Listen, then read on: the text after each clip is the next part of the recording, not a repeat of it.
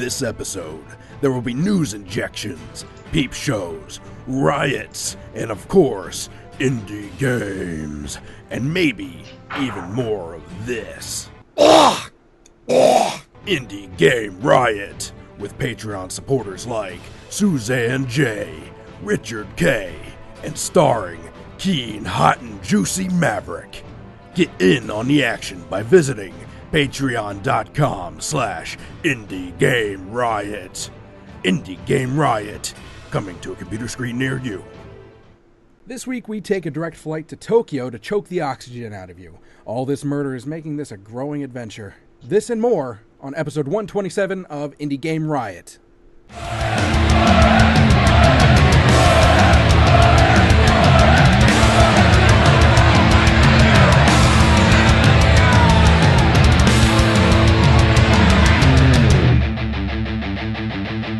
Indie Game Riot!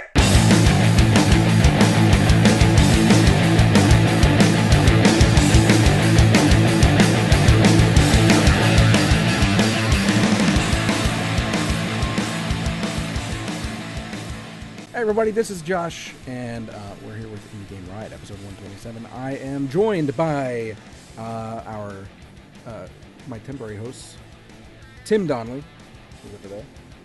You all probably know Tim if you've been listening for a while. He hasn't been on for a while, though, so for those of you who are new, Tim is cool. He makes Boss 101, along with a small group of other people who are here. Who's on the channel? Joshua right now. Yeah, Joshua Allen in the chat is another one. Eric Hunter, he's been on the show once before, not that long ago. And you go to ericmhunter.net. Not Eric there it Hunter, is. because that's a gay porn guy or something like that. It's a long story. Yeah. Yes. Same guy. Yeah, exactly. Different life. EricMHunter.net, where he has his own podcasty type things and certain blogs and articles that he writes about console gamers getting into indie games. That sort of thing. Am I right? Ooh, Yeah? yes, Okay. and vice versa. And vice versa. They're both joined here, like I said, temporary hosts, because we are currently... those of you who might know that Rev, his laptop is dead, which means he will be out for anywhere from 1 to 3 months, which hopefully is sooner because of IRX coming up. So, but thankfully I have a few people who are volunteering to help me out during that time, and unfortunately Tech will no longer be on the show. But yes, it's a rough time, but we're gonna keep going on with life. And speaking of life, how has your life been, Tim? Great. Boss 101 is amazing. I know I always say it, but we're close. We're close. we really, like, I think I mentioned it before we got going, and definitely the latest updates talk about it, where it's pretty much just been, bug fixing and polish, and just kind of going, playing the game, testing it, making sure it's clean, because it's basically Joshua and I, even today, we're doing playthroughs and just testing stuff, so we just want it to be nice. That's it. The thing is, I can't stand when games come out, and I don't mind a day one patch if it's legit. I don't mind if stuff is legit, but make it as nice as you can. I just, the regret of doing some crappy job, I can't stand it. So we're doing our best. We're not on endless development, so we are trying to get it done, and we're doing a push, but it's blast. It's been fun. So for those who may not know, what is Boss 101? Boss 101 is an action-adventure game that's it's currently up on Steam in terms of, you can go to the store if you want to see it. You can go to actually boss101.com. But its basis was a web game that was made by me on Newgrounds. At Newgrounds 4 years ago. And it was just a shooter at the time. And I took the characters from that, made another game, and ended up coming back to the Boss 101 universe and kind of expanding it to really just make it like a game about more of an adventure and less just about a pure shooter, shooter being, side-scrolling pixel art type stuff.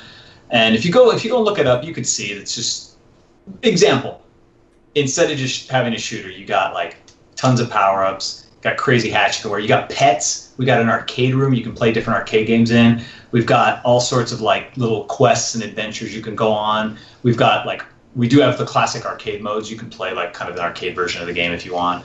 But there's also a big storyline that kind of goes through the whole thing where you're saving the galaxy type stuff. And it's got a little bit going on with your family, and got to deal with robots, mega bosses. The big thing about Boss 101, I guess if I just sum it up quick, is it's procedurally generated bosses. You go to a room and pull like a slot machine lever and make a random boss and then fight it and get paid depending on how difficult the boss is. You can re-roll, you can make new things, you can pick weapons that are good against the boss. There's a lot of stuff going on, but it's just a lot of fun. Like there's a really cool trailer, by the way, you should go check out. It shows all the different features, and it's one of those trailers that you watch and you're just like, it's so much stuff. You're like, holy shit, that's all in one game. And I'm excited about it. Yeah, we had a review. Did you see that? There was a guy reviewed the trailer recently, and he hadn't seen the game at all, and he said, wow, if there's one thing about this trailer, it's so dense with stuff, it would just take a long time to unpack it all, because there's so much going on in terms of the things you're seeing, the universe, and all the other things. It's like there's just a lot of stuff going on in the game, a lot of dense with animation, dense with story, dense with things to do. So we're trying to bring the best value. It's only going to be it'll be on Steam, but the price right now is $9.99, $10. So it'll be $10 game. We expect to be able to play anywhere from, maybe your first playthrough is 10, 15 hours, maybe a little longer. But if you want to be a completionist, it could go a lot longer than that. $10 is a steal, sir. I agree. You should definitely when you want to buy it, it's going to be a great value. You're going to be very happy it's $10. So there won't be any reason not to get it for $10. That's our thinking. Exactly. Good point. No reason not to get it. So how about you, Eric? How's your week been? It's good. Just busy, work, video games. Yeah. The usual. Is that the usual? It's typically the usual. I mean, should we delve deeper into your alter life of your your gay porno? The gay porno thing. Yeah. I can tell that story again if you want. I'm fine with it. Go ahead. For this, it actually goes back even farther, because I used to parade as a musician locally here in Cincinnati, Ohio, and that's kind of where the M came from. So like my middle name is Matthew. So when I was trying to become something at this point, it was an artist. Eric Hunter is a very common name. It's it's very singular. It's very pronounced. There's a lot of Eric Hunters out there. So I was like, shit, I have to do something different. So I decided to put the M in there. As my search was going on about people who are Eric Hunter, I came across a pianist down in Florida who's apparently just a concert pianist. He's very good, by the way, and a gay porn star from the 70s. So during this whole finding me time, I decided, okay, I'm going to put the M in there. So the joke became, what does the M stand for? So every show that I did, every bar that I played at or coffee shop, the M stood for something different. So I had a buddy of mine who was a big fan of mine, and he pretty much saw every single one of my shows live. So he was the one in the audience was like, hey, what's the M stand for? So for a while I was doing, just easy things like, oh, it's Matthew, or it's masculine. And then it became marsupial, which ended up being a super weird joke about me having a pouch on my stomach and what I put in that pouch when the cops are around, and does it cover up smells. Your shows ended up getting really intensely personal.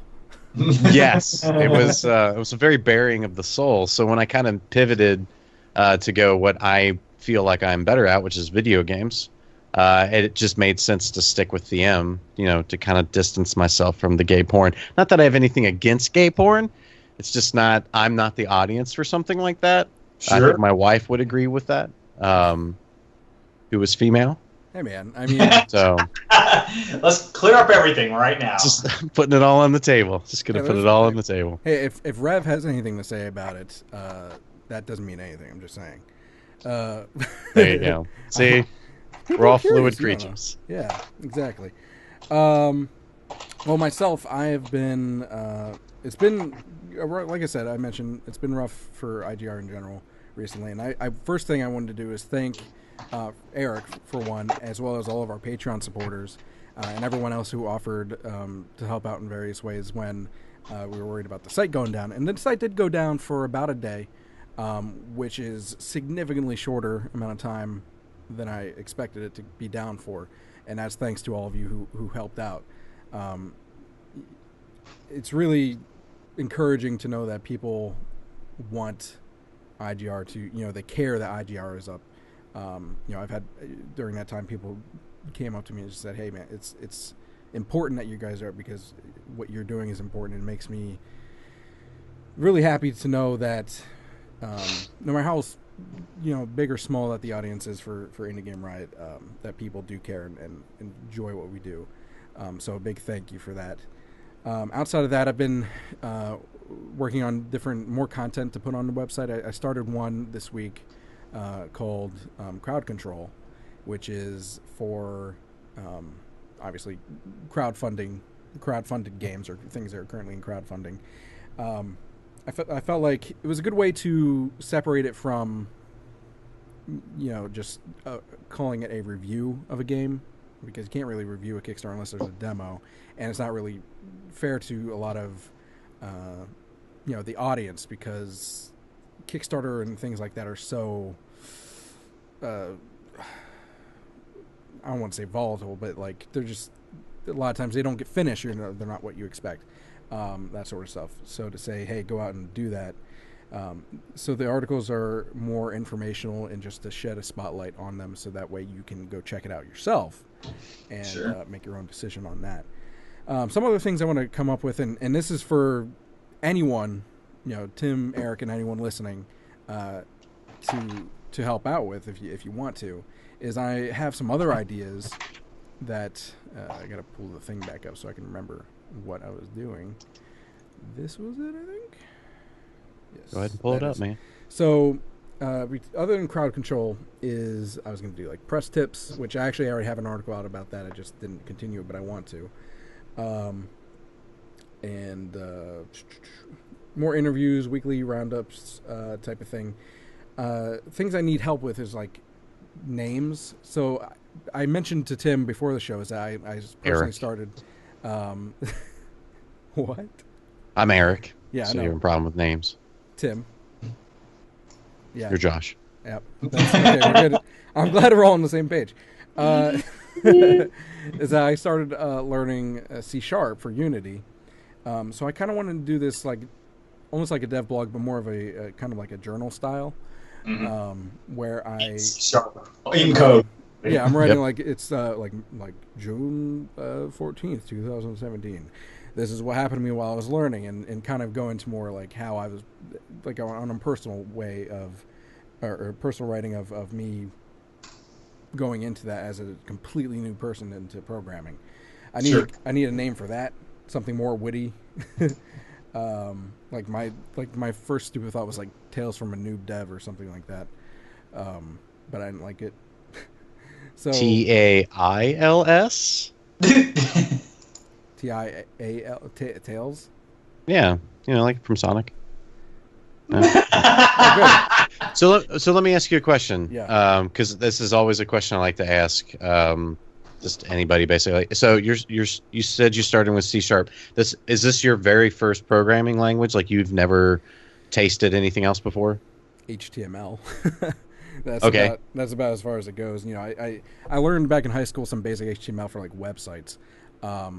I've looked into things like I've messed with things like Game Maker, Construct, Stencil, but it never really taught me a language. It was more of like some more of the logic type things like the loops and cause. This is how the framework is, that kind of thing. Yeah, that sort of thing. But nothing really as like C# where it's like a foundation, like a foundation type of language. Gotcha. So it's Tim, what was your first language? definitely frustrating. You mean for programming? I started English. English. Definitely English. Well, we're using GameMaker now, so it's GameMaker markup. But the language that I started I used Stencil first. It was kind of a code block language. It's really, I want to say it's simplistic and it's very much set up for the non-programmer type person. And in some ways, I loved it for what it was. I was able to do a lot in it. I mean, at the time when I was going from, my background is art and production and some design, and going from that into code, it was sort of a nice step to get into using stencil, because it's all like, go because to... it's visual first and then language later. Exactly, and it helped me a lot. Like, I think now, looking at GML, Game Maker Markup Language, it's pretty nice. Like, it's obviously it's not a full-fledged thing like, C# or C++ or C or anything like that, but it is really, and obviously working with Joshua, is our coder and is very fluent in that language, as well as the C's and pretty much any programming language. It's really helpful because working with somebody like him, I learn a lot just seeing how stuff is set up structurally. So that's been the biggest thing. I think I've learned more from Joshua than I did ever, in Stencil or anything like that. Although Stencil, I was pretty much self-taught because there's not a lot of Stencil books out there. You just sort of have to get into it. But Stencil was made by the group from Newgrounds, right? It was made by Tom Falp and them, wasn't it? Yeah. Man, that sounds familiar. I'm pretty sure they made it. They made that program. It was either New. I know Tom Falp had something to do with it. I don't know if it was through Newgrounds or through the Behemoth, and then they put it through Newgrounds or something like that. But it was something like that. But you know what else is a great programming language? Segway! An Indie News Injection. Are you bored with the same old games? Yeah. Why, then give yourself an Indie News Injection. Thanks, Indie Games. This week on Indie News Injection, first thing is I want to remind everyone that Indie Revolution Expo 2017 is still happening. Let me get the logo up because I'm doing my job. It is still happening. I'm also technically the deadline for registering your game and registering your talks or panels or whatever you want to call them is in 2 days as of this recording, so the 16th. However, because of the shenanigans happening with the site and all that sort of stuff, I'm actually going to push it another week. It just gives me less time to get the scheduling done, but I want to give everyone a fair amount of time to get their stuff in. So if you haven't already, please go register.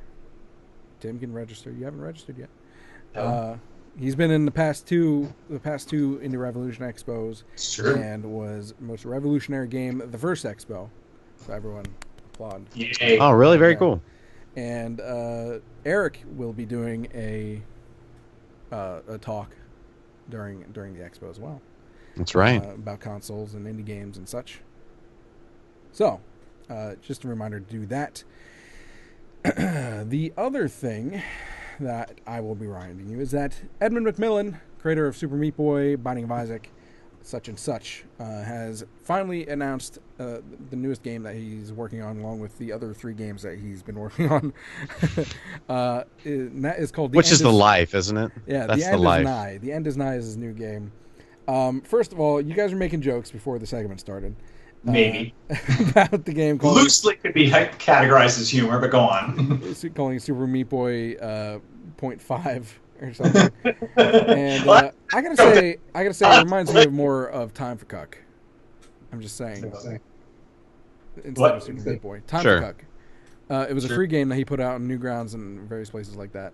A while ago. It was a really fun puzzler. And yeah, we talked about it like a couple years ago. Yeah. But it's a really fun puzzler. It reminds me much more of that. I mean, I haven't played it, so maybe it plays more like Meat Boy, but the aesthetic of it reminds me a lot more of that. McMillen's, he's an artist, though, right? Like, he codes, but he is an artist at the end of the day. Like, he was what gave the aesthetic to Super Meat Boy. But the platform that builds off of that was, what was his name, Tommy? Tommy Galile? I forget how to pronounce his last name. But yeah, it's another guy actually does the programming mostly. Right. So it really is just, I mean, so we just have a trailer, okay? Yes. And I am that guy who, gives the benefit of the doubt. As many times as I've been shit on in my life, especially when it comes to video games, I always give the benefit of the doubt. So I'm hoping that there is something else that's going on within this game. Like, I'm hoping that we get like a Limbo-esque twist in this game where there's something else going on in the background that we just don't know yet. Does that make sense? Well, that's what it looks like to me, because I mean, Meat Boy was much more arcadey, I guess if you Sure. will, in my opinion. Whereas this seems much more level by level, like more of a linear, like a little bit more story put into it than just, hey, let's beat this level as fast as possible, or die as few times as you can. There's a story. I got a story. You got a story? Princess is in another castle. Kind of sums it up. Well, you Which can say is that about which like 50%. Could easily be true. Yeah. I will say this though. This teaser trailer is probably one of the best teaser trailers I have ever seen. The fact that he's basically just taking a shit on top of Let's Players, just I love it. Like it was so like just seeing somebody take what we take for granted now and just smear it. Like I love it. Like it was so good. And by the way, I just want to put this out here. Edmund McMillen said publicly on his Twitter that he would come on this show. He said, yes. Oh, yeah? Well, he said yes, like with a question mark, because I tweeted at him from my personal account. He's like, send me yes or no questions. I was like, will you go on Indie Game Riot Podcast? He's like, yes. So I will take that as he will come on the show. So will be on the show. So call him out. Go tweet at his Twitter account. Tweet at him at Edmund McMillen or something. I don't remember what it is. McMillen. Tweet at Super Meat Boy 2. Yeah, tweet at his 0.5. Twitter account and tell him. Okay, let's see which website is taken, Super Meat Boy 2 or Super Meat Boy 0.5. Oh my God, let's do it. And he's never going to come on the show now after he hears this because he totally listens.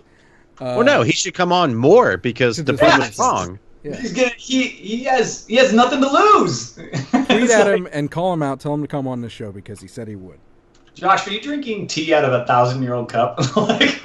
Looks like something that Ben Franklin drank his tea from. What is that? Wait, hold on. Hey, where's the pinky? There it is. Oh, it's beautiful. Wow, that is not English on the underside of that cup. It is not English. That was a mistake. Okay. Okay. So when is this? He's announced the game. Is there any other information other than, hey, I'm making a game, everybody? No. Tyler I don't think Glale, I don't know, is the programmer's name. But anyway, I don't think there is a release date. God, I'm going to die. Oh, no, there is. July 12th. So it's soon. July 12th. This year, July 12th? Yeah, the end is nigh, set to come out July 12th. Pricing hasn't been set, but the very McMillen-esque system requirements are below, and you can find more at edmundmd.com. edmundm.com. Yeah. Oh, is that what it is? Edmund? Okay. Yeah. It is Edmund M. Okay, well, July 12th. I totally thought it was be like, well, that's encouraging to know that at least it's pretty much finished because every other game that he said that he's been working on has like yet to make progress from what we can see. It's the Bethesda move. But oh, by the way, we've been doing this and it's coming out tomorrow. You guys take care. See ya. Hey man, he can do what he wants. He's a millionaire. So, speaking of millionaires, or probably billionaires to be honest, Steam has finally announced Steam Direct, the fee that will be charged to people who want to get through Steam now that Greenlight has been shut down.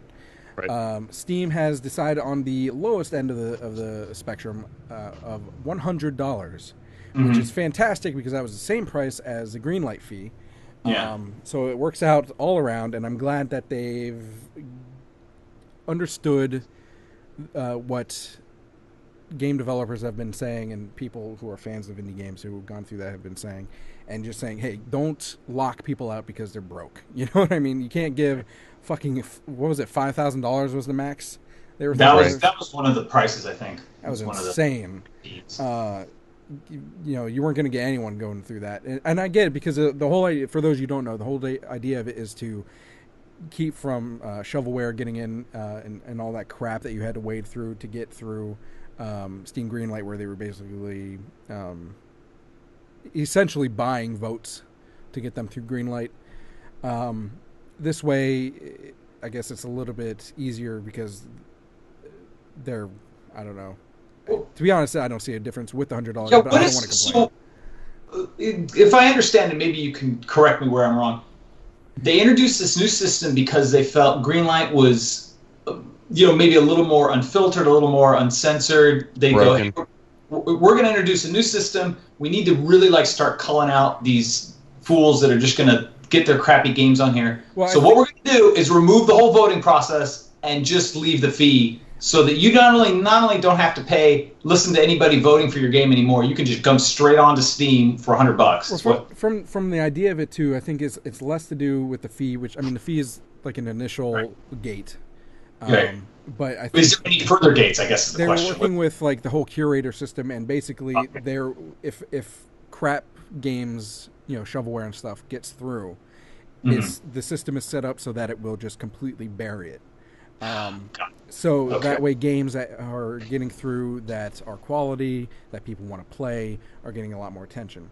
I still question it, because even with games before this, I mean, they were still getting buried. Good games were still getting buried.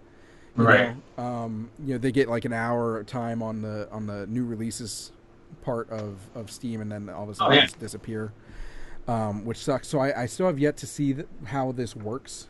I like the idea of working with Steam curators a little bit, as far as getting good games to crop back up into the spotlight. I guess I guess the idea is that Steam curators will find these games, put them on their list, and therefore spread it around to people who follow them. And the curators have a pretty prominent area on the homepage, on your homepage for Steam. It's not like immediately visible, but if you scroll down a little bit, it's like one or two rows, I guess it would be there. And of course, I think they have it for each specific person. It's outside of the curation. They show you games that would be recommended based on what you play, what you like. That's gotcha. So the gate now is not the entry fee, but it's this next level of curation or recommendations coming from inside Steam. Yeah, and back before they did all this, they had meetings, whether you agree with these are the right people to have meetings with or not, but they had meetings with people like Total Biscuit. Well, yeah, he's a famous game developer who's got years and years of experience shipping games. I'm sure he's the idea was that he has a lot of pull with people who buy games, and he's one of the, if not the biggest, Steam curators to date, by a lot. I think he's the biggest one, and it's not even close between him and the second one. About how to utilize the curation process, and how to make sure that good games having Total Biscuit, Jim Sterling, and those guys go to Valve to talk about what they want to see more of is like asking a kid what he wants for dinner. He's going to say ice cream every time. Yeah. Like, why is that? Why are they? I mean, I'm not to say they don't have valid opinions as an aspect of Steam, but I did hear about that, and I saw, they Total Biscuit, Jim Sterling. I watched their videos. They're like, in semi-British voice, they went up there. They're like, yeah, Valve sat us down, gave us, donuts, had us there for steak dinner, and then they asked us what we wanted. And I'm like, how many developers did you guys talk to outside of these YouTube guys? Yeah, I don't know. I don't know exactly what their mind because they did. It's a real simple reason, because they didn't. We'd heard about it if they did. I mean, what are they gonna? They're gonna get some guy from Kansas, some indie developer living with his mom. Is he gonna go up there to Valve? Probably not. It's like he's probably got some questions, but nah, we don't want to hear from him. But maybe we could check the Valve hotline that they set up so that indie developers could write them in case they couldn't get there. Oh wait, that doesn't exist either. I was gonna say. Well, I was like, when did that happen? Yeah. Oh, maybe they could have had some sort of communication, but let's just make up something. I'm going to call it like electronic mail, where you could actually communicate with somebody from Valve. Oh, never heard of such a thing. It's ridiculous. Yeah. But let's get. Are there actually people at Valve? I thought it was just Gabe Newell and a bunch of robots. It's like a couple of them. It's like 12. Valve. You guys don't know this, but Valve right now is made out of stacks of $100 bills. The building is, they just constantly construct new buildings. Like paper mache with money. It's bricks. It's just bricks. Money and spit. Yeah. Yeah. Like just every now and then they ignite a few buildings just to burn down to make some space for another giant building. That's how it is. But the silver lining between, whether you agree with it or not, the silver lining is that it's still affordable for devs, even if you're broke. Because $100, I mean, it's still a lot of money. Like, to me, $100 is a lot, but it's doable, especially if you're want, I mean, you can save $100. You can probably get $100 from, if you have a family that cares, you can probably borrow $100. You know what I mean? It's not impossible. Well, keep in mind too that money's recoupable after you make $1,000 in Yes. sales. So Yes. Valve gives that money right back to you. So, to me, the problem with all of this is doesn't have anything to do with Steam Greenlight. It doesn't have anything to do with the fee. The problem is the algorithm. So Steam has this idea that they can make this perfect algorithm, which automatically means they're going to fail, because there's no such thing as a perfect algorithm. You can't look at somebody's game list and see how much they've played in game X to know exactly what they're going to like. Do you know what I mean? So like you can't go up to somebody and say, "Hey, you play Call of Duty for 300 hours. Here's a Call of Duty-esque game." No, they've already got that game. It's called Call of Duty. Yeah. Why on earth would they want to play that? And Tim, to your point, well, they didn't call developers. Why would they call developers? Developers aren't buying games. People are buying games. They should have contacted fucking everybody. They should have just sent out a mass survey to every single Steam user and be like, "Hey, how do you think this should work? Because we clearly have no idea how to do it." Yeah. You know? Well, but the thing is, Eric, you're forgetting is it's not like Valve has some sort of program installed on every single user's computer that they could easily contact them from and set up a survey. If they had that, I could see that making sense. But it's not like they have some sort of instant available access to maybe like their store. That's impossible. That is literally impossible. Steam's reasoning behind not, having direct contact with people like that is because it's too hard. So no, the reason that they got Jim Sterling, the reason that they got Total Biscuit is because it was a spectacle. They were trying to they were wanting an article on Kotaku to show up as number one of this is what we're trying to do. The problem with those two personalities is the likelihood of them being around and being pinnacles in the gaming industry, especially with indie games, is minute compared to how long Steam is probably going to be around. So are they going to have these talks every year?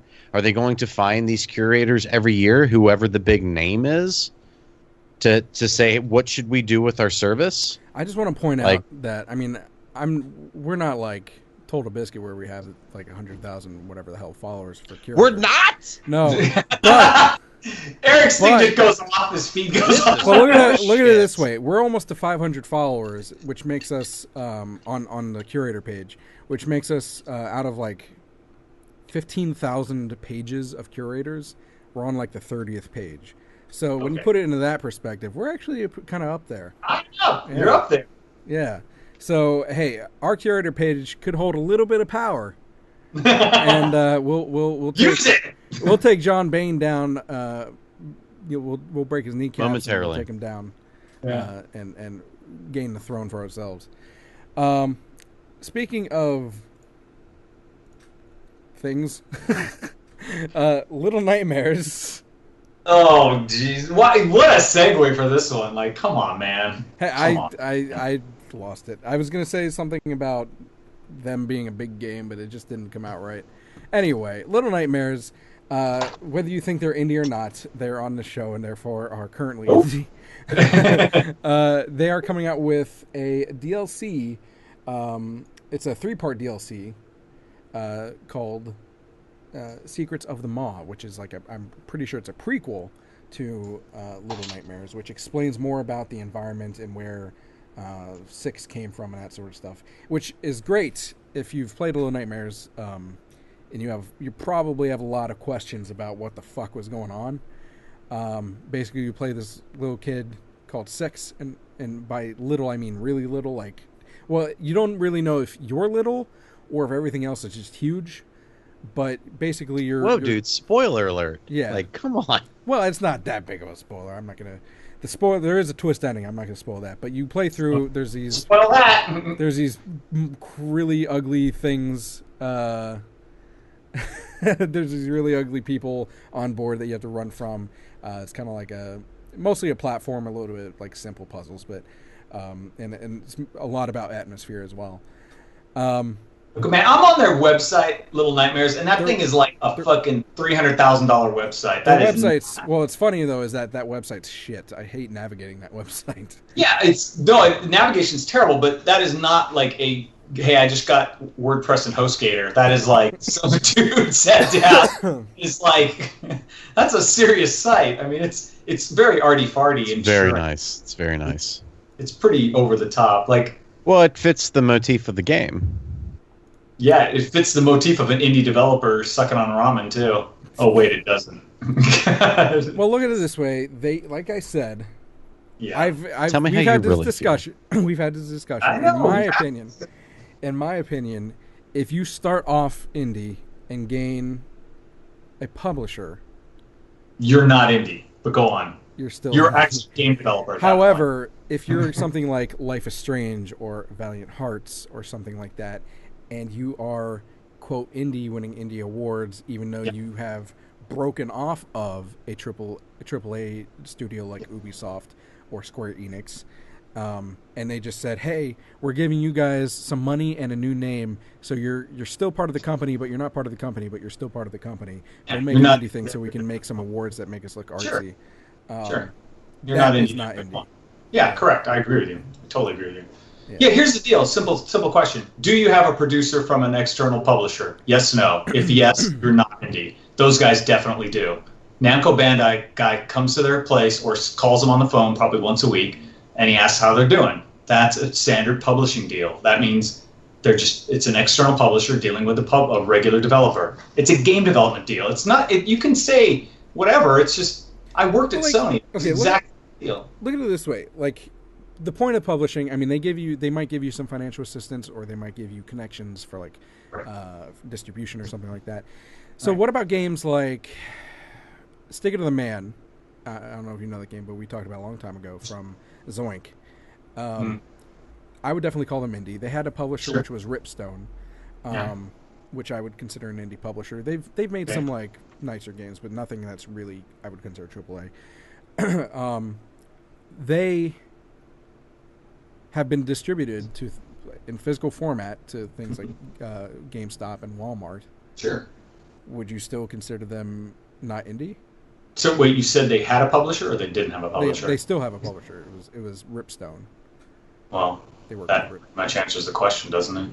It doesn't matter anything else. It's all splitting hairs at that point. So do you think the games that are getting money from like Devolver are not indie? That's a published or Adult Swim. It's a published game. Adult Swim, I'm questionable with. That's just how it is. I mean, you could say small developer. You can say, hey, we have a different game or offbeat games. You could throw it under an indie brand, but the realistic definition of indie to me personally is you're pretty much self-funded and self-directed. Period. So then, it doesn't have to do with what your subject matter is as much as it has to do with your funding and your direction. So Half-Life is an indie game. Arguably, yeah, you could arguably say Valve by themselves, in its own weird way, is Microsoft. You could say, well, Microsoft's indie because they don't take anything from anybody. I mean, I guess, but those are big companies with hundreds and hundreds of people. I mean, let's just be. What I'm talking about is there's a difference when you get money from a publisher and they have a guy call you, called a producer. It's called development. It's just regular game development. It's what I did before I did this. I worked as that guy. I was that guy for like 5 years. I know. Who was the smallest company that you worked with when you were at? I had 11 people. I had like 11 people. So, I mean, they were little. Gave them a couple $100,000 or something. It was just not much. See, when you say it like that, it makes me feel like indie game is a dirty word.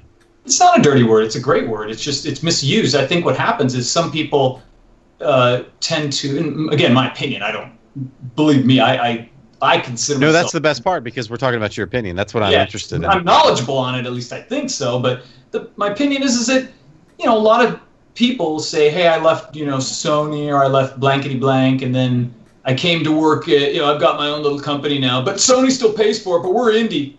What do you define as indie then at that point? Like, well, that's questionable too if they used to work for that company. That's right. Weird. Then what's the difference if you now work for the company or they now pay your bills? It doesn't matter. If Sony's paying your electric bills, you're a regular game developer under a publishing deal. That's exactly exact I mean, relationships with publishers like that vary, like depending on what they do for you. So, Right. but a lot of them I mean, obviously, Little Nightmares was funded because, I mean, unless these people had some money in the bank beforehand, they were funded. But there are a lot of times where, like Supergiant Games, I would say, at least with Bastion, was not funded by WB. They were simply published and distributed. Maybe some PR. So, I mean, which is kind of the same thing that a PR consultant would do. They would help you get connections. Again, we just get down to like you're pulling out the exceptions to the rule and kind of these very, very fringy things. I'm talking about, generally speaking, are you getting any sort of regular payments or lump sum payments from a publisher for your game development? That's basically what I'm saying. I mean, you could probably point out a million little, well, in this one case, WB bought bus tickets for this team to go to E3. Is that publishing? Okay, well, yeah, you're finding these really, really edgy type of cases. It's like you're really, really reaching hard. But I'm just pointing out something pretty obvious, which is if somebody hands me money and expects something in return, that tends to be a publishing deal, period. Now, they may let me run free and burn all that money into the floor, but generally that isn't how it works. They tend to want reports. They tend to want some face time with you. They tend to want to have some input on the game. But that's what I was going to say. I was going to mention influence. Like, if I've got somebody paying me to make a game and there's no influence there, they're just like, we just want the game whenever you get done with it, then I would still consider that indie. Which is what like companies like Devolver do. Whereas something like maybe Bandai Namco is a lot more involved. Right. Yeah, I think the only publishing deal that works like that one is where the publisher's called mom or dad. That's about it. Like, but even they want you to clean up your room afterwards. Like, I can't imagine there's many publishers that are just going to hand out any amount of money and say, "Go run with it, guys. We'll just talk to us when you're done." The good ones will.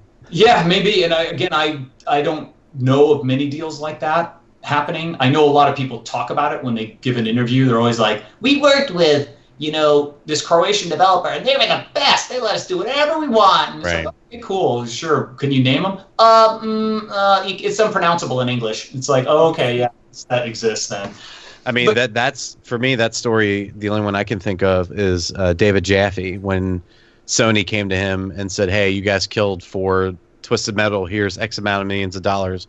Make whatever game you want." And so he decided to make God of War. But even that, I mean, that's still... Well, I mean, they were still so heavily involved with that. But I worked at Sony Santa Monica, where Dave Jaffe was working on God of War, and that was an inside Sony published job. Right. There was no Dave Jaffe never left Sony in that. So let me ask you a question then. Yes. Did Dave Jaffe go crazy? Yes. Okay. Yes. No, I'm not kidding. Because like for the longest time, he was somebody that I basically look up to, because I was like, look at this guy. He's young. He's working for this giant corporation. There's he's got everything. Like, this is what I want to become. And then what's the name of his bullshit company now? Eat, Sleep, Play. No, it's like Dave Jaffe's Bartlett Detective Agency. Yeah, and so they're asking him about his current game and the production, and they're like, "Well, only the detective knows what's going on with that." I'm like, "What the fuck is wrong with you? Like, you were out of your mind. What happened to you? Did you take too much LSD?" Or Dave Jaffe, if you were sitting with Dave Jaffe right now, he would tell you a story, and you would be laughing so hard, and you would think like, this guy is a hands down genius. I think that Sony beat the life out of him in a sense. This is again my opinion. I was there for God of War and the beginning of God of War 2, and I saw the Dave Jaffe decline. Yeah, the decline. And God of War was a long development game. It wasn't short, and it took a lot out of the team. It was a fantastic game when it came out. It was amazing to think that when I got to Sony Santa Monica, Kratos at the time didn't have a name, and he looked like Dirk the Daring from Dragon's Lair, and he had a Achilles brush on his hair because he had a brush helmet, and he ran like a goofy cartoon character. That's what it used to look like, and they took it all away from that to what it is. And yeah, he looked like Jason and the Argonauts guy. He had like a shield and a sword. It was really bizarre, but it was long. And Dave, I think he did his best, and I think it just burned him out. But then, yeah, you're right. He went off. He did Eat, Sleep, Play with the guys from Utah. It was like One Up and Guys that did Warhawk, Warhawk and Downhill Domination, but yeah, he teamed up with them, and then he went to San Diego, opened up the Bartlett Detective Agency or whatever it is, and then he's doing like Scribbles the game or which something. is terrible, by the way. Scribble Knots? No, it's not Scribble Knots. It was Scribblenauts. what is the name of that game? It was a free game with PlayStation Plus 2 months ago. Yeah. It's just a third person arena fighter game. It's like if I had to name a game, if somebody came to me out of the I was on the street, just hanging out, and somebody was like, "Hey, what would you consider a trash bag game?" It'd be whatever the fuck the name of that game is, because it is garbage. Well, someone get a hold of him and tell him to do it. Rhymes. It's so amazing. Tell him to do what Tim's doing now and just go indie, because that's the thing to do now. Because you're right, AAA companies seem to beat the shit out of people's spirits from what I've heard. Just to be clear, my only beef with the whole indie label is that I do feel there are quite a few adopters of it that are doing it in a sense disingenuously. They do it for marketing and money. Well, like I said, Valiant Hearts, Life is Strange, which are great games, by the way, but not indie. There's nothing wrong. I'm not slamming those teams or the game ideas or the quality of those games. I'm just saying it's a little weird when a well-funded company sitting in an air-conditioned office is talking about their tough indie life as they receive payments regularly with 401k plans. Our vending machine ran out of Dr. Pepper. Yeah, oh man. Okay, so just to set the record, the game is called Drawn to Death. Yeah. And the studio is officially known as the Bartlett Jones Supernatural Detective Agency. My God, he is a nut job. Can I just say, an evening with Eric Hunter, that's the name of the next podcast I'll be on, would be the funniest thing I'd be on in a long time. Coming soon to IndieGameRiot.com. Hey, you know what? Hey, man, I'm up to it. Speaking of which, speaking of things, I've lost. I had like 3 different segues, and then he kept going on with the dude, and I lost. I think there's a riot. Oh, you know what else is crazy? Yeah. This next game coming up and starting the riot. Oh, the riot has started.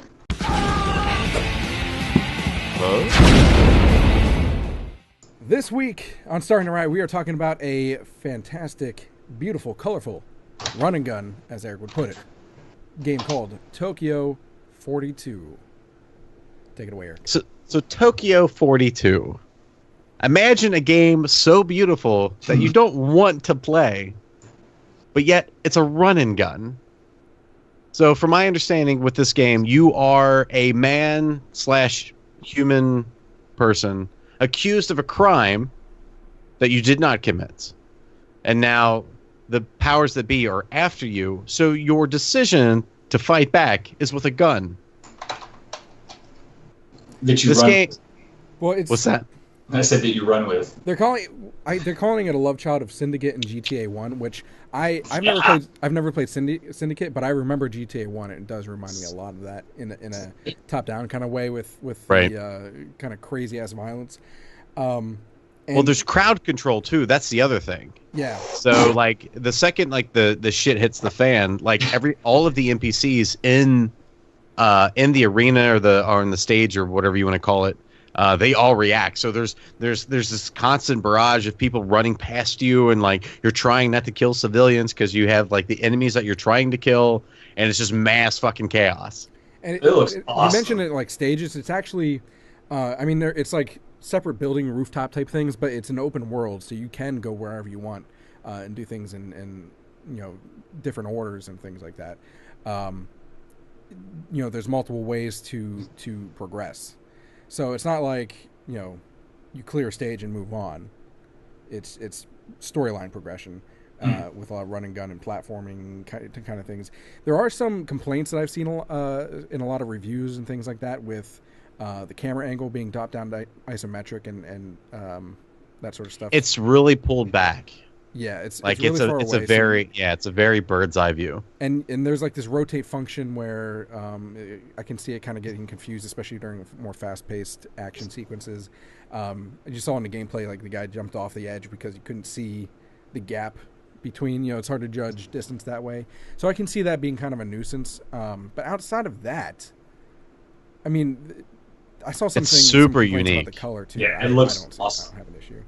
Yeah. So Tokyo 42 is made by SMAC Games or SMAC. I'm not sure how you would actually say that.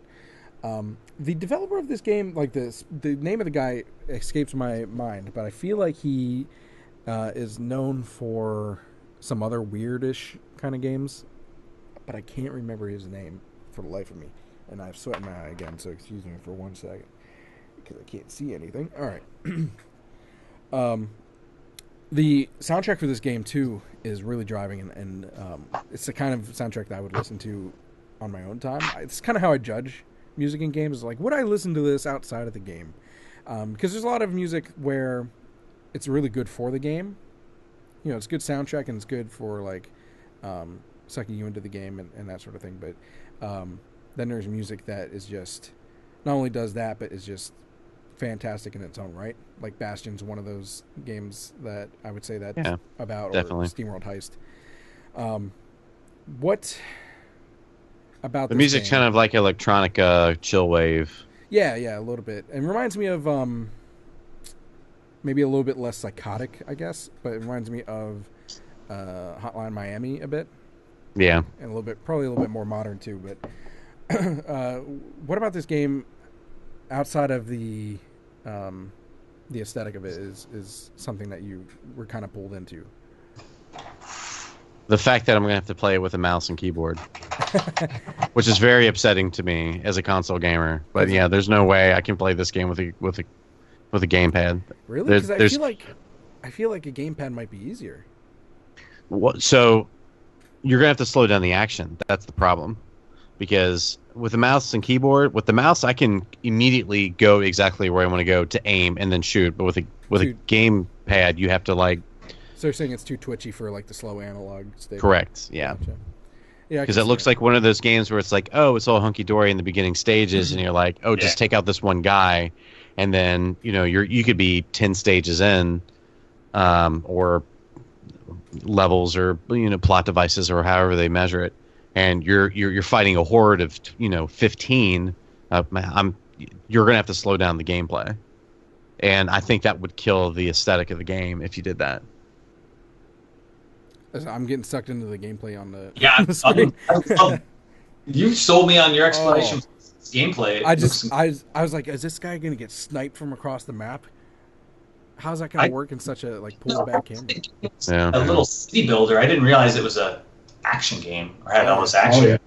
You know what it reminds me of? And this is a fucking deep cut, so I apologize. It reminds me of Golago 13 for the NES. Oh my god! It does, doesn't it? Yeah, like it's that very espionage. Wow. Just super out there, and as terrible as the sounds, kind of Japanese-esque from like the late 80s, early 90s. Well, yeah, okay. Well, yeah. Wait, that's in Japan? Well, yeah, Tokyo 42. Oh, you're just being dumb. Never mind.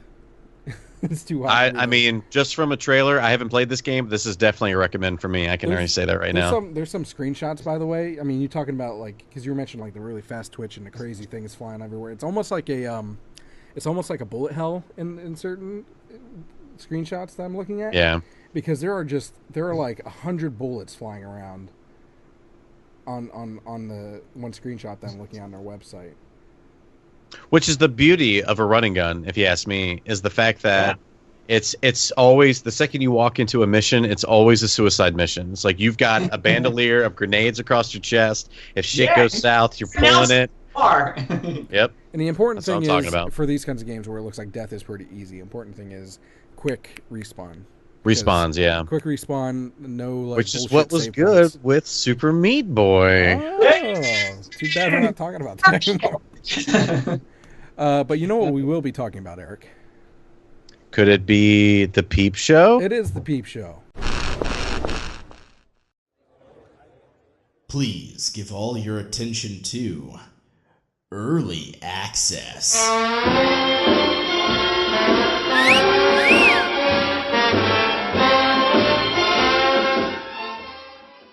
The This week on Peep Show, we're talking about Clay, one of Clay's new games. Clay Interactive, the makers of Don't Starve Together. It is called Oxygen Not Included. It is a Dwarf Fortress-y kind of game where basically you have these, I don't know if you would call them colonists or survivors, but basically they're called they're clones, but there's like a specific name for them that I can't think of now. But anyway, you don't directly control them. You give them tasks and priorities, and they do them automatically. So things that you have to do is build things, research, clean up shit, literally suck up water to drink, make sure you don't die from lack of oxygen, hence the name of the game, or poisonous stuff, or get mad at each other. All the people have different traits that can be positive or negative, such as some are overly flatulent and therefore stink up the air and therefore make it harder for everyone to breathe and also make them angry. Some people snore, which wake up everyone else. They don't get good night's sleep and therefore are less efficient. Things like that. You also have to grow food, things like slime and algae, that you turn into these mush bars, and it's pretty miserable existence for everyone. Everyone involved. They run on mouse wheels for generating power, things like that. You have to make the place nice so they're happy. Very interesting clay kind of aesthetic too that you see from Don't Starve, but a little bit less dark, obviously, since it's not, in that kind of creepy. Yeah, the art style is very them. Yeah, it's terrible as that is to say. You don't like their art style? No, I do, but it's well, how would you describe the graphics? Well, like their other games. That's just a dumb thing to say to me. Well, it's kind of the Behemoth has the same kind of thing, and so does Super Giant and all them. But anyway, yeah, it's a really fun. It's a really fun game for those of you that like the kind of resource management, the kind of micro control of what's going on in your I guess colony. This would be. You're seeing on the gameplay. You're also the monsters who like Excite Bike. Yeah. Disgusting. You're seeing on gameplay now some of the there's a blue shading and a red shading. There's some physics involved with water and gas. Whatever the poisonous gas is that you can't breathe sinks down. The oxygen floats above. So you kind of have to work your way as you're digging into this asteroid that you're on. To make sure that the oxygen is up where all your people are going to be, and you slowly leak out the bad stuff through the bottom. Last I've checked this, because it is still early access, hence the Peep Show feature, is that they don't have it quite set up to the point where you can self-sustain fully. So therefore, you will eventually starve because basically the asteroid will run out of resources, such as the algae. Oh, okay. There's also gotcha. Grubs or whatever that you can eat. But they're working on making it so that it's self-sustainable and that you're just not ultimately doomed. And then you can essentially just move on to a new asteroid, I guess, and start over. Yeah, but I think the point... There's an end to the game. Well, right, yeah. I mean, right now, the point of it is that they will make it so that you can sustain yourself. But, I mean, who knows? I mean, it is early access. You have to, follow their dev blogs and everything, their announcements on Steam. As far as their plans go, and actually, I mean, I have to imagine that it's going to not be too much longer. I mean, it was in alpha last I checked. It might be in beta now, but because I mean, they just at E3 they just announced another game, I think. So I mean, I guess they're at this point they made a lot of money from Don't Starve, so maybe they have enough people to work on multiple games, but. I mean, hopefully they're not trying to get too overly ambitious between the two games, and they'll make it all good. And also, the other part of the reason that you can't self-sustain at this point is because every so often there's this gate that you see on there that these clones will pop out of, so you get new people forced on you every so often. So you have to plan for that as well. Any questions about that? No, I mean it's looks cool. It looks super involved.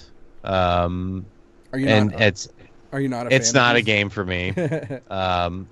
I played Space Base DF9 for the longest time, which is a. Is that the one that never got finished? So if you ask Double, that was the not this company, right? Was it the Tim Schafer game? No. Yeah. So if you ask Double Fine, the game was finished per them, but then they gave basically the reins over to the community to quote unquote finish it or make it better, or it was a weird. A lot of people got pissed off at that. I just remember. Yeah, right. I will say there is I'm trying to find his name, but the guy who Jamie Chang, is that his name? Okay. And he's it is okay. He's the founder of Clay Entertainment. He's got a pretty good talk on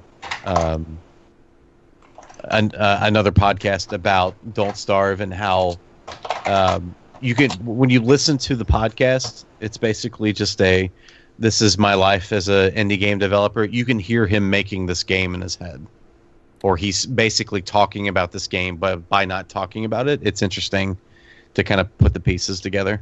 Okay.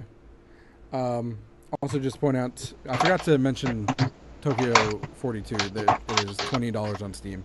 This is $24.99 early access. Yep.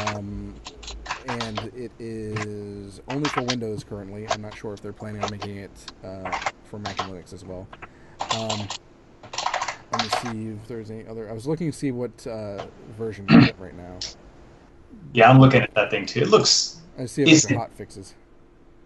It's too. You know what? When I first saw it, I thought that it might be a multiplayer, like a co-op game, which kind of made me excited. It's not. It says single player on their Steam page, but right. I thought for a second, man, if this was a co-op game, I would be in on this thing. It looks fantastic. I mean, for that kind of a, I mean, I guess the I don't know if RimWorld or any of those other Dwarf Fortressy type games are co-op, but this would be fun to play with somebody else, like just to have the craziness. I mean, you do play Terraria, or you never have played Terraria? Yeah, I play Terraria. I own Terraria. I just don't know how to play it. Playing it co-op is just so much fun. Like I don't know, there's something about building a little base, and I'm kind of excited about that for it's not life or death. Terraria is not a life or death game like this is, but it's right. Awesome. It's just a fun game to do that. Oh yeah, that was the big thing about with Don't Starve Again. That made it the multiplayer where you had to make a team. It was like, okay, now we have to work with each other to make this work. It was a cooperative, not a counter-operative kind of style game. Yeah. I gotta play Terraria with people that know what they're doing at some point. I have never learned that game. There is no such person who knows how to play Terraria. I'm just gonna say that. Yeah. It's one of those. One of those games. You know what we do know. You know what we do know? You know what we do know how to do, you know? Is it the free fun? It is free fun. Oh. You're on it today. Free fun! This week on Free Fun, we're talking about a game called Growing Adventure by Frankie Smile Show on Itch.io. And basically the concept of it is, it was made for Ludum Dare. By the way, is that how you pronounce that? I always say I'm not the only one. I am always not say the only one. Dare. Why is it not that? Ludum Dare. That's what I would say. The first time we talked about that jam on this show, the very first time, I got so much shit for calling it Ludum Dare, but apparently it's called Ludum Dare. Really? I don't That's fucking know. Way too hoity-toity. And when you say so much shit, do you mean one 15-year-old tweeted you? No, it sounds like French. Are you speaking Rev French, Tech though? and the entire audience. Oh. Anyway. Still, that's two 15-year-olds tweeting you. Wow. So, A Growing Adventure. The point of it is that you start off in this little area, and as you explore, it opens up more and more of the map. Hence the name A Growing Adventure, because the map grows based on what you do. You fight the enemies, you discover things like inns, all that sort of stuff. Entirely controlled by arrow keys, so it's not like any kind of skill-based attacking or anything like that. It's just your stats against theirs, and you just push into them until they're dead, like the world's worst mosh pit concert, I guess. So you see there that on the gameplay right now that they defeat the slime and have discovered what's beyond it. Hence, the inn is then appearing there. So I thought it was a really cool concept. especially for a 48-hour game jam game. Pretty fleshed out. I would like to see this fully developed if they're willing. Right. So I played this game for 4 hours. Yeah. And I feel like I beat it. Is there an end game? So there's not. There is no end game. I defeated every enemy that I could discover. So I discovered the entire map, and I beat every enemy that was on screen with the exception of a chest that I realized after hitting it 20 times lost 1 pixel of damage. So I was like, you know what? I'm not going to just sit here and keep pressing this fucking arrow key. Do you think they're fucking with you, or do you think it was a bug? I think they were just fucking with me because it's right next to what would be considered the final boss of the game, which is basically like a big bum rush of bosses. This game does a lot of things that really pique my interest. The first thing is it's very roguelike, so I don't think the elements themselves are very randomized, but it feels like it, if that makes sense. Yeah. Well, the I other guess it's thing, random based on what you choose to do. right? Yeah. The other thing that's very intriguing to me is it satisfies my game within a game, which is discovering the map. That is one of my most favorite games to play in any game, is to uncover the map. You're the explorer. Yes, like just hands down. Did you just go yes? Yes, bitch. It's a 48-hour game, so it has its problems. One of them being you level your character up far too quickly for the amount of enemies that you fight on screen, so the enemies don't level up with you, or there's not more powerful enemies at the end of the game, if that makes sense. So you fight goblins and snakes and slimes, and they all stay the same in terms of points and that kind of thing. The other big issue I have with the game is, as you can see, you have to touch the outer edges of the game. There's a second countdown of the blue square. You lose a hit point every time you discover a new square. Is that a bug, or is that like a mechanic? No, I think what the reason it was, originally I think it was an oversight. I don't think he realized that was what was happening, but I think at the end of the day, what it ends up being is just a deterrent to make the game longer and or harder, because there are ends where you can spend gold to get more health. Right. But at the end of the day, there's no penalty for dying. You just immediately start at the start point with full health, and there's no penalty. You don't lose gold. You don't lose progress or anything. Well, I mentioned, seeing this fleshed out more, and then on his itch.io page, he does say that he's working on a final polished version of the game with a bigger world map, tweaked level design, more varied enemies, a few quests, and better treasure. So maybe these are things that will get worked out as time goes. So, and I hope so too, because this is definitely a game that I feel like I would want to play. Like I think the environment is interesting. I think the character, although you have no real connection to, there's no story or anything, I think he's just an interesting character. It's an interesting sprite to look at. It would be cool if they could figure out to make this procedurally generated and balanced at the same time. Right. That would be much cool. like a roguelike is, for the most part, like a net hack or something like that.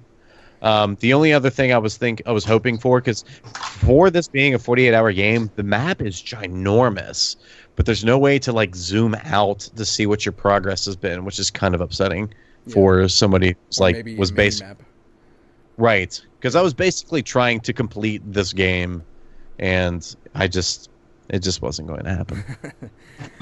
Well, you know what is going to happen, Eric? No! Okay, go ahead. Yes. It's closing agreements, I think, isn't it? Yes, it is the end of the show. The end of the show always happens.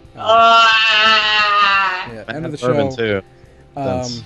Just to remind you all, if you like what we do and you want to help us out, as I explained earlier in the show, it really does help us out. Stay operating and everything like that. Please consider going to patreon.com/Indie Game Riot.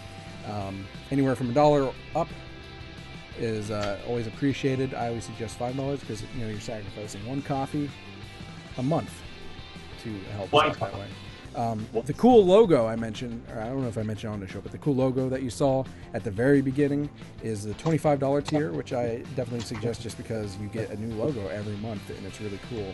And if you happen to run across Keen Maverick on the internet at some point, or if you see him in our he's breaking into your stream, house, or if he's lurking in your bushes, ask him how he likes it, because he seems to really enjoy that stuff.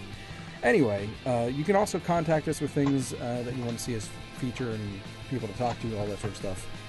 You can always chat with us on our Discord server, which you can find the link to that on our website, indiegameriot.com. You can also go on our Twitter at iGrPodcast or Facebook.com/iGrPodcast. And of course, email us contact@indiegameriot.com. A big thank you to Tim Donnelly for coming on the show this week. You can check his game out, Boss 101, at boss101.com. Check it out on Steam as well. Sweet. Eric M. Hunter, get the M in there for... get that M right in your face. You may see things that you don't want to see, or then again, you may want to see it. That's okay, too. But that's your thing. ericmhunter.net is the website where he posts reviews and has a short podcast, about 15 minutes, I think, of the episodes that you do. Average, yeah. Yeah, something like that. Talking mostly about consoles and indies and the interactions and relationships and getting into one and the other, depending on what side you're on, consoles and indies. It's beautiful. And nowadays, they seem to be more and more engrossed in each other. Is that the right word? I don't know. Sure. Why not? Just make up words on the fly. Fluid. Do you guys have anything else you'd like to say? Live your dreams. Do it. Should probably play Boss 101. Play Boss 101. Seems like the thing to do. Go put it on your wish list if it's not already. Coming out tomorrow. Oh, it's on there. Boy, man, that would be a serious news drop, wouldn't it? I would shit my pants right now. I would too. Not as much as I would. It? There'd be poo flying out my butt right now. Amazing. Absolutely amazing. Your beige wall would turn a shade darker. It would turn it's already happened. Well, say goodbye, gentlemen. There you go. Classic. Doodle.